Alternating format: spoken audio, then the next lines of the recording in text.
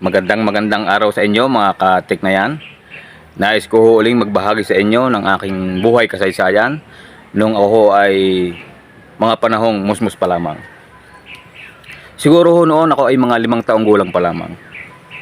At noong mga panahon na yon, ang palabas sa TV ay Mula sa Puso at saka Esperanza, kung inyong natatandaan. Ang lagi yung sinasabi sa akin ng aking ama ay maaga akong matulog at sila ng inay ay maglulupak pa. Yun ho ay gabi-gabi na ganun lagi ang sinasabi sa akin. Siyempre ho ako ay musmus pa lamang. Ako ho ay nagtataka sa aking isipan. Bakit ho pagkakarating ng kinabukasan ay wala man lang silang tira na nilupak o kahit mga pinagamitan sa paglulupak ay wala ho akong nakikita. Noon nung sumapit uli ang gabi, ganun ho uli ang naging sabi ng aking tatay. Ako ay matulog ng maaga at sila ng inay ay maglulupak pa.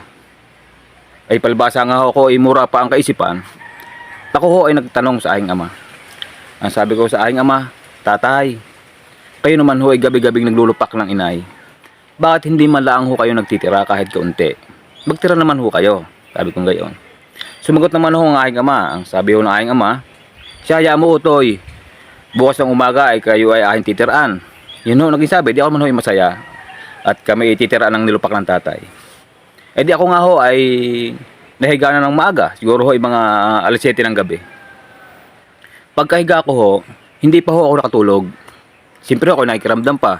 At saka wala naman ho natulog ng pagkahiga ay tulog agad. Pagkahiga ko ho, ako nakikiramdam pa kung sila nga ay maglulupak.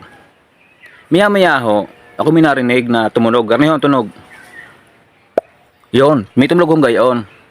E di ako ho ay napaisip. Sabi ko, ang tatay nagbukas pa ng coke. Ay lasa ko, mas masarap ang dilupak pagka mayroong coke. Ay di na, hanggang sa ako ho ay nakatulog na. Ayan. Ayun ho, pagdating ho ng kinabukasan, ako ay nagtanong sa aking ama, "Tatay, nasaan ho ang tira niyong nilupak? Ba't wala mo na ho nakikita ang tira?" Ay sumagot ho ang aking ama. Sabi na aking ama, "Ay naku po naman, ay kulang pa naman sa iyo yung inaanilupak eh. Ay paano ho naging kulang? Ay kita mo't pati nga halo hinihimod pa." Matakaw din nga pala ang inay.